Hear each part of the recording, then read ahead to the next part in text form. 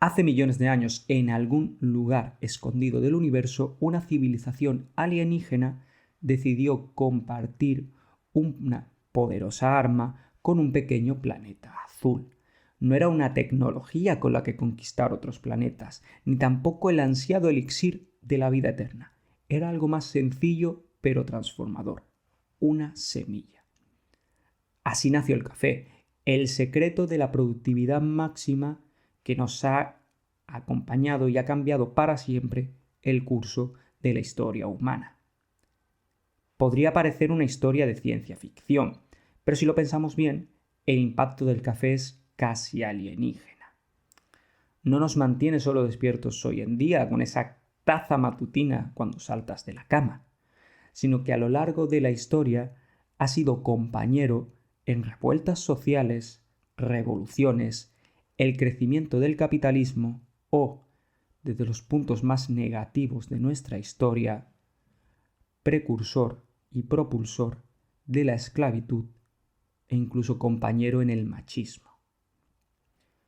En Patatas Traigo hoy exploramos toda esta historia sobre el café, hablando de ámbitos culturales, económicos y de alguna historia que, bueno, podríamos poner un poquito en entredicho. Pero admítelo, el café no será solo una bebida, es casi magia.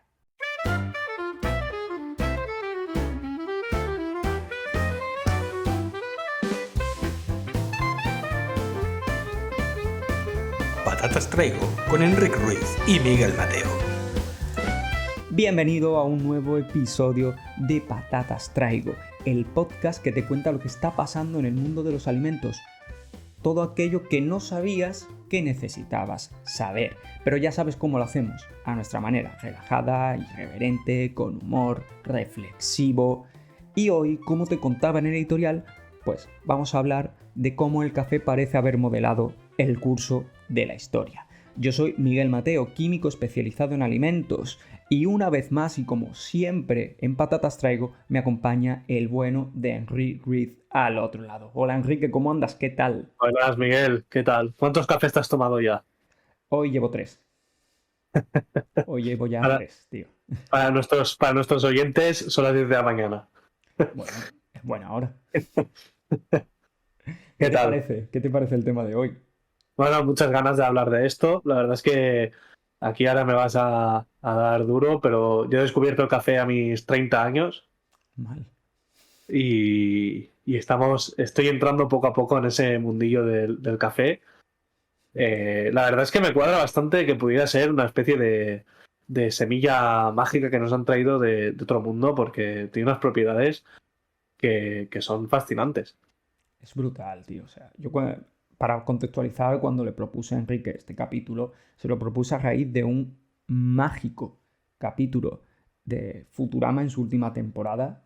Para los curiosos de este podcast que quieran buscarlo, he titulado Planet Expresso, en un guiño un poco, ¿no?, a las cafeteras Expresso y al tráfico de café, que tocaba muchos puntos históricos y un poco de mitos alrededor del café y tal. Entonces, pues me pareció una idea chula de plantearnos si realmente podría ser una semilla alienígena que realmente nos haya cambiado. No es así, es todo muy ficticio, muy inspiracional, pero sí es verdad que el café pues tiene alguna historia del pasado, un poco de leyenda, de mito, que está realmente curiosa, ¿sabes? Se cuenta, ya te voy a aportar datos, se cuenta que el café tiene unos orígenes de leyenda de Etiopía, en concreto de un pastor llamado Caldi, que dice que descubrió el café porque sus ovejas, pastando, se comieron una especie de frutos rojos que no conocían y que las vio como muy sobrecargadas de energía. Es más, en algunas leyendas se dice que fue el propio pastor el que, alarmado por ver así a las ovejas, mordió una de esas bayas rojas y no pudo dormir en toda la noche. O sea, creo que es un poco muy de leyenda, pero tiene su magia. Yo me imagino a ese pobre pastor asustado con las cabras como si estuvieran poseídas. O sea, es que Buen cabras, susto se debió, cabras del buen, demonio, tío. buen susto se debió llevar el pobre hombre. Yo había leído otra leyenda de un hombre llamado Omar Ujú. que se enamoró de una princesa. el rey, al enterarse de este amor, lo desterró al desierto, en la zona de Yemen. Sí. Y él, casi muerto de hambre, de sed y viendo la muerte muy cerca, supongo que el pobre hombre decidió probar lo primero que encontrase. Lo primero que se encontró fueron estas bayas rojas y notó un vigor, una fuerza y una energía que era casi imposible en alguien de su situación. Y es un poco como descubrió el café. Este hombre, Omar, volvió con el mágico café a su tierra natal, se lo enseñó y el rey, al ver que traía buen material, dijo, ostras, pues ahora sí que podemos hablar de matrimonio y un poco final feliz. Pues nada, apuntate ahí, ¿sabes? O sea, cuando intentes conquistar a alguien y la cosa esté chunga, lleva café. O sea, ¿cómo funciona? Parece poca broma, ¿no? Pero actualmente el café también en el contexto social es como nuestra arma de apoyo psicológico y de apoyo romántico. O sea, tú tienes una cita y invitas a tomarte un café. Tú tienes un problema y le dices a un amigo, oye, quedamos para tomar un café y te cuento mis penas. O sea que, oye, a lo mejor tu pastor Omar pues es que no es solo un entorno social de hoy lo único que ha modelado. Café desde su surgimiento, pues tenemos datos de cómo ha ido modelando las sociedades. Y eso es lo que venimos un poquito a explorar en este capítulo. A mí es un capítulo que me apetecía mucho grabar porque creo que tiene una chicha muy chula y para los amantes de café, como en mi caso, el ver cómo ha ido acompañando históricamente a nuestra sociedad es de locos. O sea, Enrique, esto es de locos. Sí, porque Es- prácticamente podemos decir que nuestra sociedad, la sociedad moderna, ha ido creciendo a la par que crecía el consumo del café. Si bien no está directamente relacionado el consumo del café con cómo hemos evolucionado como especie, es probable que haya tenido una influencia muy fuerte. Y ahora lo vamos sí, a ver un poco, os vamos a arrojar algunos datos que hemos ido recopilando, que creemos que son bastante interesantes y que nos van a ayudar a ver cómo la influencia del café y su consumo ha ido creciendo a la vez que crecían grandes imperios o grandes civilizaciones. Como por ejemplo, Miguel, el Imperio Otomano fue sí. el, fue el primer imperio del que se tiene constancia eh, que creara casas de café o lo que podríamos conocer como cafeterías. En 1555 es cuando se abre la primera y ya se calcula que a finales del siglo XVI había más de 600 casas de café solo en Constantinopla. O sea, ya digamos que muchos siglos atrás, ¿no? Pero ya teníamos el café dentro de un entorno sociocultural. Yo Claro, por lo que conozco, ¿no? de este episodio, ¿no? Se convirtió rápidamente parte de los centros culturales, es decir, en sitios donde ya se discutía de política, de religión, de poesía, lo estabas acompañando de un café. Y no solo se quedó en el Imperio Otomano, o sea, una historia que a mí me resulta motivadora, estamos hablando del siglo XVII, ¿no? Y son las coffee house en Inglaterra. Te quiero decir, eran espacios donde las llamaban las penny universities, de nuevo, perdonadme por el inglés, donde con un solo penique tú podías acceder a espacios donde tomándote una taza de café ya entrabas en conversaciones sobre temas de actualidad del momento, sobre política, sobre cultura. Entonces se establecieron como una especie de pequeñas universidades, de centros culturales en torno a esa taza de café donde se daban este tipo de debates comerciales, filosóficos, científicos. ¿Sabes? O sea, ya claro. es como un punto de modelado de la cultura de la época. Incluso podríamos considerarlo como una especie de ascensor social, ¿no? Que el Sí. café te permitía ese ascensor social de que por un penique tú entrabas a tomar un café. Claro, también tendríamos que ver a qué equivalía un penique en esa época. Efectivamente. Si era algo caro, si era algo barato, tendríamos que ver esa perspectiva, porque claro, hoy en día hablamos de un penique, pero es que a lo mejor un penique te servía para hacer la compra de una semana. Pero Entonces ya con tenías ese como penique, ese entorno, tío. claro, porque con ese penique tenías acceso a ese entorno o ese mundillo, ¿no? En el que conocías intelectuales, posiblemente grandes figuras de la época, y que al final era donde se estaba cociendo el futuro de la sociedad. Sí, pero aquí ya, para mi gusto, tenemos que poner una pequeña mancha de aceite en este vaso de agua. Y es que estamos hablando de unas sociedades mucho más antiguas en cuanto a, digamos, derechos sociales o reconocimiento. Entonces, la parte turbia de esta historia es que los que tenían acceso a este tipo de espacios eran los hombres. O sea, a la mujer se le capaba mucho el acceso a espacios culturales, como eran este tipo de cafeterías en general. Entonces, pues ya encontramos también, aunque está muy bonita la historia en torno al café, ¿no? Del desarrollo cultural y de un crecimiento social, como tú decías, pero un crecimiento social para una parte selecta, en concreto, en este caso hablamos solo de los hombres, de la población. Que hay que admitir que, bueno, Mm. que también hay que contar las partes turbias, no es que sea causa del café que esto fuese así, pero bueno, vivíamos en unas épocas donde, desgraciadamente, esto era bastante más cotidiano, Enrique. Exacto. Y esto va un poco también vinculado al conocimiento que se tiene sobre las coffee house o su equivalente en París y Francia, Sí, que es un poco el impulsor o lugar donde se coció parte de la ilustración. En París ya se tiene dato de que había alrededor de 600 cafés en 1720 y que este número fue incrementando rápidamente en las siguientes décadas. Y el uso que se daba un poco de estos cafés o de estas coffee house era bastante similar al que encontrábamos en Londres. De sí, hecho, vamos. como anécdota, Voltaire, perdonad mi pronunciación, eh, cuenta la leyenda o algunos historiadores de que llegaba a consumir 50 cafés al día. Ya quisiera, y tú te has quejado por mis 3 tazas. También habría que ver un poco cómo era ese café de la época, Al pero final, a mí me parece un poco exageración.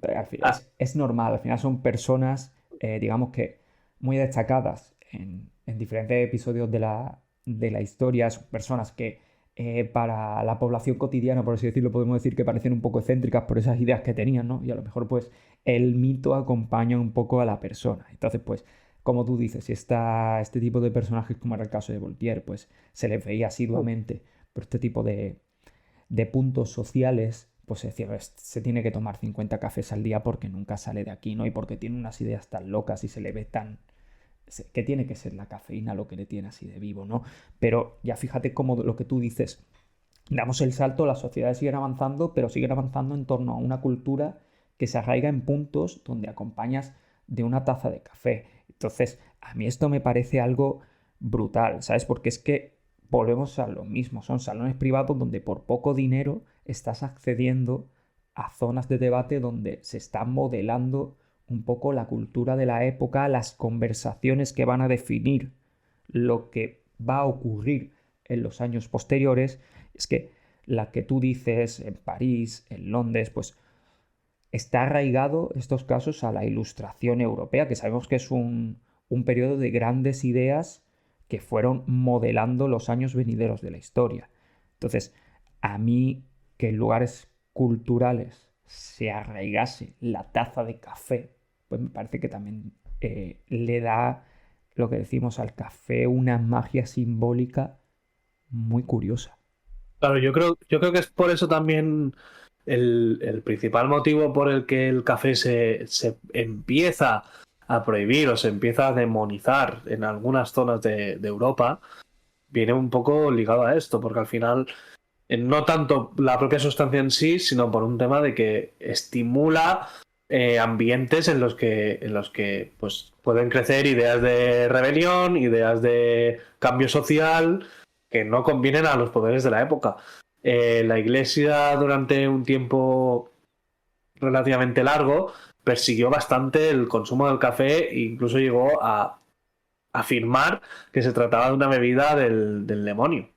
A finales de 1700, Federico el Grande, que gobernaba en Prusia, llevó a cabo una campaña extensa y muy potente contra el café porque veía que el monopolio del café empezaba a ganar mucho poder y que además, lo que tú dices, se asociaba a unos entornos de intelectualidad que eran peligrosos para esa época.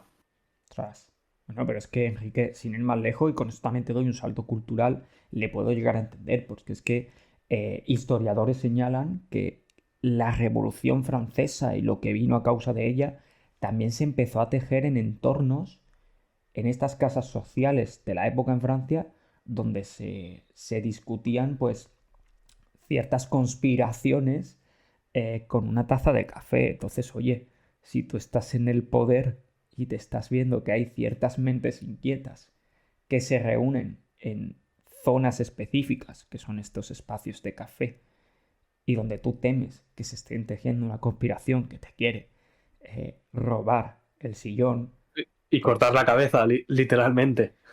cuidado, cuidado, episodio no apto para niños. Pues, pues También es importante en esta época hablar de dónde venía el café, porque no hay que olvidarse de que, por desgracia, la humanidad, sobre todo Occidente, tenemos una historia un poco negra en la que, por desgracia, mucho progreso social o mucho progreso como especie ha ido vinculado a la esclavitud. Y precisamente en la esclavitud encontramos una fuente de producción del café inmensa. Entre 1700 y 1800, en Brasil, que era el mayor productor de café a nivel mundial, se calcula que había más de 2 millones de esclavos africanos trabajando en las plantaciones. La vida útil de un esclavo no superaba los 10 años, debido a las condiciones brutales a las que eran sometidos, y de forma indirecta Europa era cómplice de este trato hacia las personas o de este modelo de producción, porque si bien las principales empresas de café que elaboraban café para Europa no tenían plantaciones, estaban comprando su producción a estos lugares por un tema de costes. Entonces, de forma indirecta, estábamos colaborando con esto. Entonces, mientras en Europa crecía esta vertiente más humanitaria o con ideas nuevas de revolución social, encontramos que a su vez esa revolución social se sustentaba, hablando del café siempre, sobre la esclavitud y sobre unos peores derechos a las personas. sí, es decir, tenemos una situación en Europa que, poniendo ya punto histórico en el mapa, pues estamos en el entorno de la revolución industrial, ¿no? Está aumentando mucho la productividad, está creciendo el capitalismo, está habiendo largas jornadas de trabajo y los obreros, las personas, dejan de tirar, que se contaba que hasta aquel entonces pues se tomaba alcohol hasta desayunando, dejan de tirar del alcohol, empiezan a consumir mucho más café para aumentar esa productividad. Tenemos en Europa este capitalismo increciendo, pero claro, como tú dices, al otro lado del charco lo estamos sustentando con una producción masiva de café de países como Brasil o Colombia que necesitan una mano de obra muy alta para mantener ese ritmo de producción del siglo XIX y lo basan en la esclavitud. Entonces, pues nos encontramos en dos episodios con cara, luz y sombra, ¿no? Y es bastante turbio cómo se incrementó por el auge del café, pues unos episodios muy heavy de esclavitud, que si no me equivoco yo, Enrique, la esclavitud se abolió en Brasil en 1888, Exacto. pero Pero lo que vino después no es que fuera mucho mejor.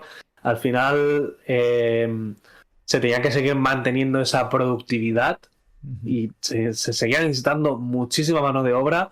Y lo que está claro es que cuando tú estás vendiendo, cuando estás comprando a uno, no vas a permitir que de golpe te suban a dos.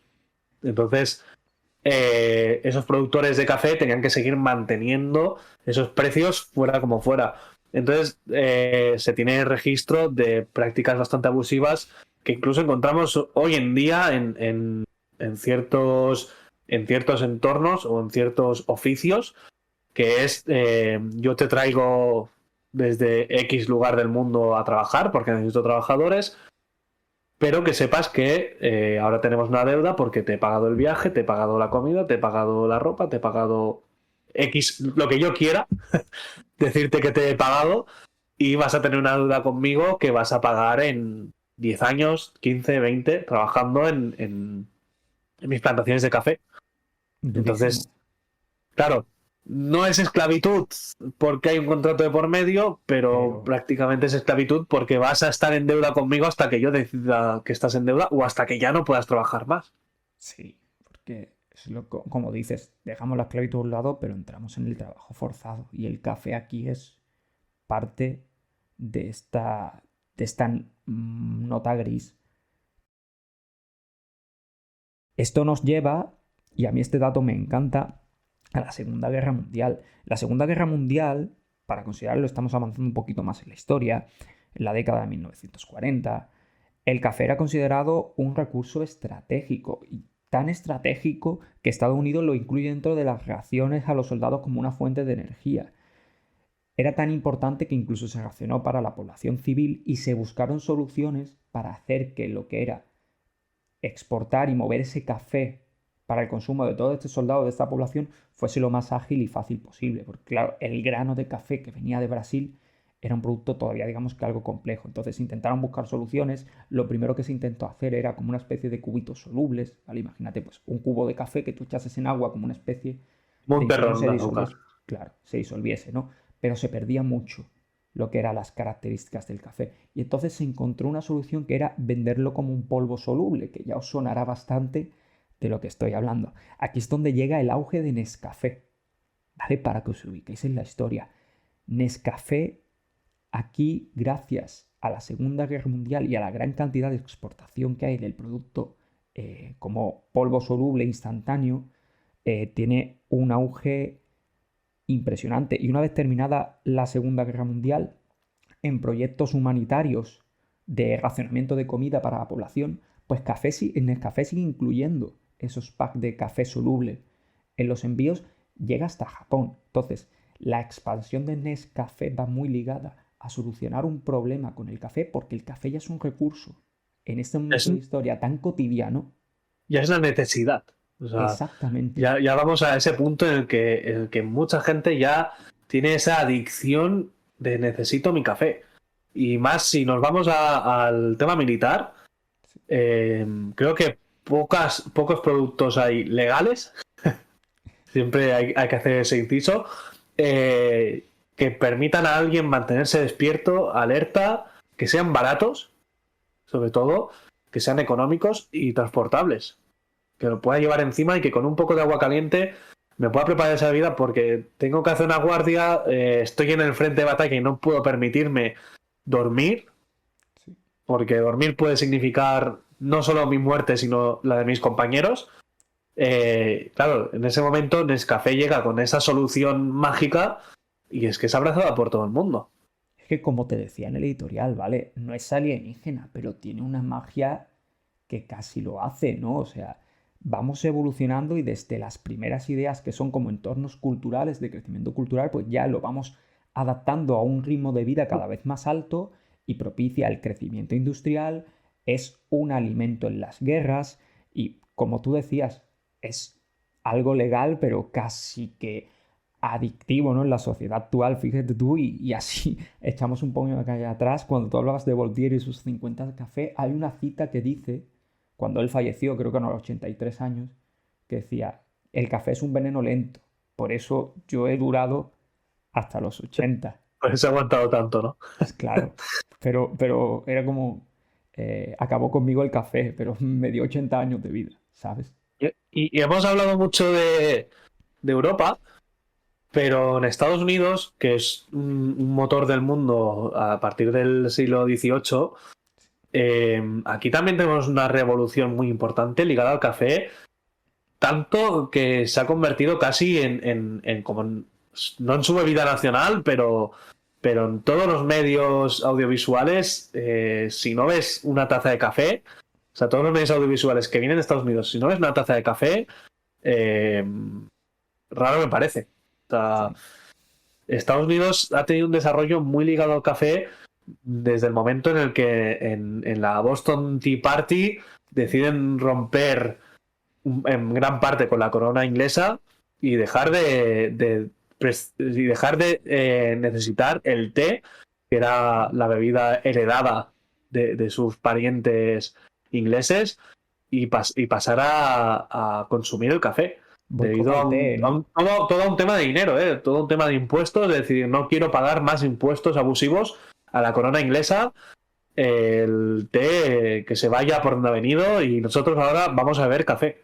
Nosotros ahora vamos a tirar de café, boicota el té, ¿no? Y es lo que tú dices, se convierte en un símbolo de Estados Unidos en la literatura, en el cine, en las películas. El café se ha convertido en un motor de la productividad, del mantenerse alerta.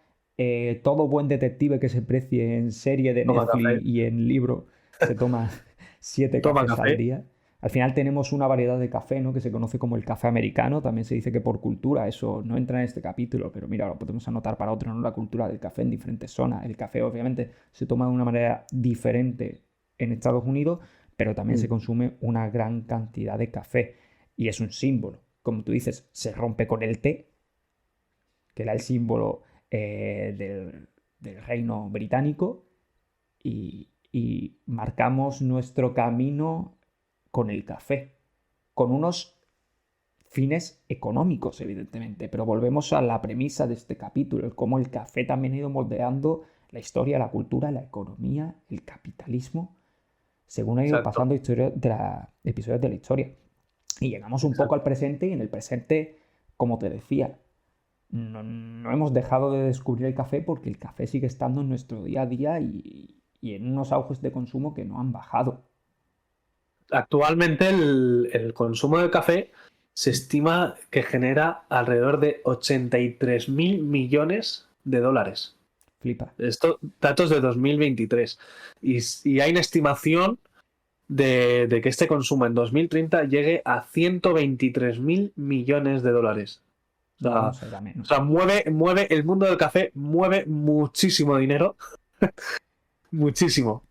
Y está arraigado a nosotros, tío. Está arraigado a nuestra cultura. Y eso es evidente. Tú te levantas por la mañana y te echas una taza de café y parece que eres más productivo si bebes café. Entonces, está muy arraigado al día a día, está muy arraigado a nuestra cultura y ahora lo que pasa es que el café lo tomamos de otra forma. Lo hemos sacado ya como un grano, un brebaje sencillo. Ha pasado a ser una bebida de disfrute, una bebida que se toma en otro tipo de entornos sociales, como te decía al principio, casi que nos sirve de excusa para cualquier entorno. Y también ahora queremos disfrutarlo en otras experiencias. Y ahí aparecen ya las cadenas, muy conocidas Exacto. precisamente por el café que te venden, que casi que se están reventando todos los años para darte otras, no variedades de café, porque no es el grano en sí, aunque ahora mismo se está promoviendo mucho, pues muchas variedades de café para encontrarle notas diferentes de sabor y tal, sino también brebajes que se preparan a raíz de café, ¿no? Llega el otoño, llega Halloween y te hago un café de calabaza, llega esto y en verano pues tienes los cold coffee, ¿no? Los latte, los cafés fríos, es decir, una cultura de consumir café en muchísimas formas y variedades para que no te falte a lo largo de todo el día y para que no te aburras de él. Exacto, al final estas cadenas se han centrado en darnos una experiencia alrededor del café que al final ha hecho que trascienda este producto y ya no es solo esa taza, sino que es lo que hay a su alrededor y todo lo que genera. Y así como dato curioso, que llevo guardándome todo el capítulo porque estaba esperando a ver cuándo lo podía soltar, ¿tú sabes, Miguel, que el café es uno de los productos alimenticios que juegan bolsa? Por favor, cuéntame más, o sea, me acabas de reventar la cabeza. Esto haremos un capítulo sobre este tema porque es muy interesante, pero hay alimentos que juegan en bolsa y que su disponibilidad, sus condiciones, todo lo que hay alrededor de estos productos genera un valor en bolsa. Y hay una serie de agentes o de intermediarios que están especulando constantemente con el valor que estos productos tienen. Es decir, el café ya no genera solo ese beneficio o ese dinero de venta, sino que además genera a su alrededor una serie de valores especulativos. Que esto es un mundo muy apasionante porque al final entra en juego cosas como la especulación, la retención de materias primas, la predicción de si va a venir una tormenta y va a arrasar una cosecha y va a hacer que el valor suba por la baja producción. Eso es un mundo muy interesante y que a la vez le da otra capa de complejidad a este producto. Me dejan loco, sinceramente. O sea, ya me hablas de un café que especula en bolsa, que mueve dinero. Si estábamos hablando desde el principio del capítulo de ver el café como un motor de cambio social, económico y cultural, pues generando riquezas no solo a través de potenciar la producción, ¿no? Me parece de locos. Y para quien nos ha aguantado la tertulia de hoy, daros cuenta, ¿no? De cómo el café, pues, nos ha tocado puntos hoy como la esclavitud, como, no dejémoslo de lado, el machismo, ya que las mujeres no podían entrar en muchas de estas casas culturales que comentábamos de Francia, de Londres, etcétera, el capitalismo, el auge de la revolución industrial, de las ideas, o sea, no te quepa duda de que no será el único alimento, pero el café ha tenido una conexión con nuestra historia brutal. Y he disfrutado mucho realmente con este capítulo. Ha sido difícil porque había que tejer mucho, ¿verdad, Enrique? Pero Había que recopilar mucho dato y hemos hecho verdaderamente una masterclass de historia relacionada con el café. Si vierais la de apuntes que tenemos sobre el capítulo, os echaríais a temblar, porque entonces el capítulo podría llegar a durar 1 hora y media. y vamos a intentar que no sea así. Pero nos guardamos muchas cosas para próximos episodios de Patatas Traigo. Con esto llegamos al final del episodio. Ha sido un verdadero gusto poder volver a llegar a vuestros oídos, o si nos estáis viendo por vídeo podcast. Esperamos que os haya divertido, que os haya parecido realmente interesante, ilustrativo. Si os ha gustado, por favor, dejadnos un like, hacérnoslo saber, comentarios, suscribiros al canal para que os lleguen pues, los siguientes capítulos que vendrán con este podcast. Háznoslo saber, ¿verdad, Enrique? Exacto, compartid el capítulo, esto nos ayuda mucho. Y seguidnos en nuestras redes sociales, por ahora Instagram y Blue Sky, en patatastraigo.podcast. Muchas gracias a todos. TikTok. O sea, me parece cruel Y que te hayas TikTok. olvidado de TikTok, ¿vale? O sea, Y así que TikTok. no eres fan. Es que aún me estoy mentalizando de que tendremos que hacer bailes. Yo paso. Muchísimas gracias por acompañarnos. Patatas Traigo, el podcast de Enrique y de Miguel.